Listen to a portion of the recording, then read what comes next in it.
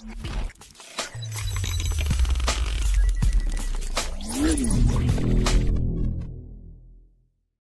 All, welcome back to Sinus Biotech Academia. ഇന്ന് നമ്മൾ നോക്കാൻ പോകുന്നത് ODD ആണ്, ഔച്ചർലോണി ഡബിൾ ഡിഫ്യൂഷൻ.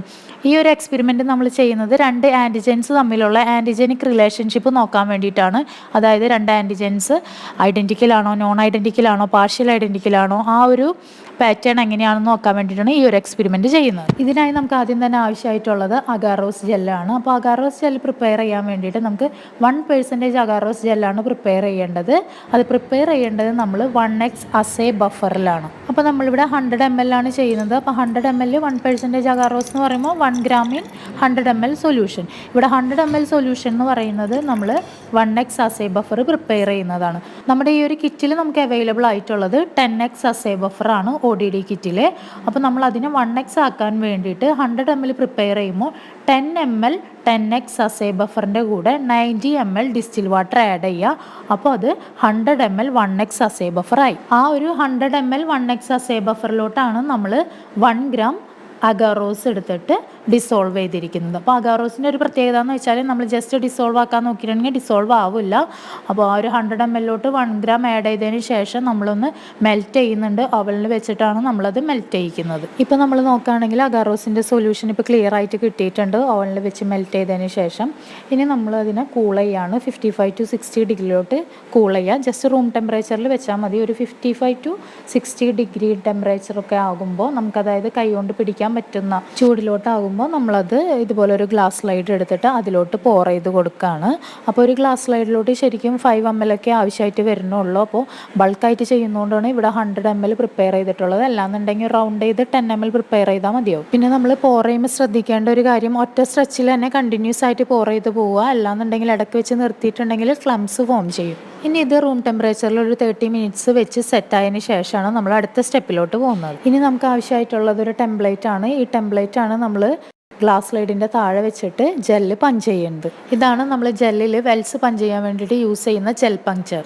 ഇനി നമ്മളുടെ ടെംപ്ലേറ്റിൻ്റെ മുകളിൽ ഗ്ലാസ് സ്ലൈഡ് എടുത്ത് വെക്കുക.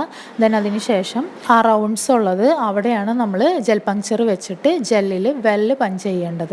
അപ്പോൾ അതിന് വേണ്ടിയിട്ട് നമ്മൾ ജെൽ പങ്ക്ചർ എടുക്കുക. ദെൻ അതിൻ്റെ ഒരു റൗണ്ടിൻ്റെ മുകളിലായിട്ട് ജെല്ലിൽ പഞ്ചർ വെച്ചൊന്ന് പ്രസ് ചെയ്യുക. അതിന് ശേഷം നമ്മൾ അതിൻ്റെ മുകൾ ഭാഗത്ത് സിറിഞ്ച് ഒന്ന് മുകളിലോട്ട് വലിക്കുക.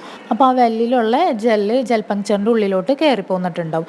അങ്ങനെ നമ്മൾ എല്ലാ ഹോൾസും ഇതുപോലെ വെൽസ് പഞ്ച് ചെയ്തിട്ടുണ്ട് ടെംപ്ലേറ്റ് വെച്ചിട്ട്. ഇനി നമ്മളിതൊന്ന് മാർക്ക് ചെയ്യാണ്. അപ്പോൾ നമ്മൾ 3 രീതിയിലാണ് ഇത് ചെയ്യുന്നത്. XYZ എന്ന് പറഞ്ഞിട്ട് പാർട്ടീഷൻ ചെയ്യാണ്. അപ്പോൾ ആൻറ്റിസെറം X ആഡ് ചെയ്യുന്ന സ്ഥലമാണ് മുകളിലുള്ള ആ ഒരു വെല്ല്. താഴെ അതിന് കറസ്പോണ്ടിങ് ആയിട്ടുള്ള antigen X1 and antigen X2. അതുപോലെ തന്നെ വൈയുടെ സെക്ഷനിൽ മുകളിൽ ആൻറ്റിസെറം Y ആഡ് ചെയ്യും, താഴെ antigen Y1 and Y2. Next സെക്ഷനിൽ ആൻറ്റിസെറം Z ആണ് മുകളിൽ ആ ഒരു വെല്ലിൽ കൊടുത്തിട്ടുള്ളത്, താഴെ antigen Z1 and antigen Z2. ഇനി നമ്മൾ മൈക്രോ പിപ്പറ്റിൽ 10 ml സെറ്റ് ചെയ്തതിന് ശേഷം എല്ലാ വെൽസിലോട്ടും, ഇപ്പോൾ മുകളിലുള്ള വെൽസിലോട്ടെല്ലാം കറസ്പോണ്ടിങ് ആൻറ്റിബോഡീസും അതിന് താഴെയുള്ള വെൽസിലോട്ടെല്ലാം അതിൻ്റേതായിട്ടുള്ള ആൻറ്റിജൻസാണ് ആഡ് ചെയ്യുന്നത്. സപ്പോസ് ഇപ്പോൾ മുകളിൽ നമ്മൾ ആൻറ്റിസെറം X ആഡ് ചെയ്തിട്ടുണ്ടെങ്കിൽ താഴെയുള്ള 2 വെൽസിൽ ആൻറ്റിജൻ X1 ആൻഡ് X2 ആണ് ആഡ് ചെയ്യേണ്ടത്. ഇനിയിപ്പോൾ വൈയിലാണെങ്കിൽ ആൻറ്റിസെറം Y ആണ് മുകളിൽ ആഡ് ചെയ്തേക്കുന്നതെങ്കിൽ ആ ഒരു സെക്ഷൻ്റെ താഴെ antigen Y1 and Y2. Then last സെക്ഷനിൽ മുകളിൽ ആൻറ്റിസെറം Z ആഡ് ചെയ്തിട്ടുണ്ടെങ്കിൽ താഴെ അതിൻ്റെ കറസ്പോണ്ടിങ് ആൻറ്റിജൻസ് ആയിട്ടുള്ള antigen Z1 and Z2 add ചെയ്യാം. ഇത് ചെയ്യുമ്പോൾ പ്രത്യേകം ശ്രദ്ധിക്കുക, നമ്മൾ ഓരോ ആൻറ്റിജൻ ആൻഡ് ആൻറ്റിസെറംസ് ആഡ് ചെയ്യുമ്പോഴും ഡിഫറെൻ്റ് ആയിട്ടുള്ള ടിപ്സ് മൈക്രോ പിപ്പറ്റിൽ യൂസ് ചെയ്തിട്ട് വേണം നമ്മൾ ഇത് ചെയ്യാനായിട്ട്.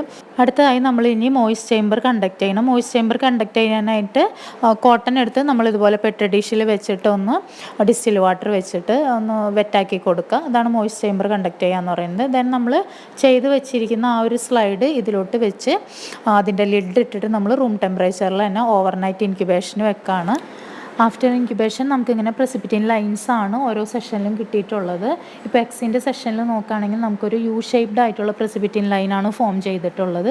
അത് ഇൻഡിക്കേറ്റ് ചെയ്യുന്നത് ആ രണ്ട് ആൻറ്റിജൻസ്, അതായത് X1 and X2 antigens similar ആണെന്നാണ്. ദാറ്റ് മീൻസ് X1 എന്ന് പറയുന്ന ആൻറ്റിജനിലെയും X2 എന്ന് പറയുന്ന ആൻറ്റിജനിലെ എപ്പിടോപ്സ് എല്ലാം സിമിലർ ആണ്. അതുകൊണ്ടാണ് അതൊരു ഐഡൻറ്റിക്കൽ പാറ്റേൺ തന്നിരിക്കുന്നത്.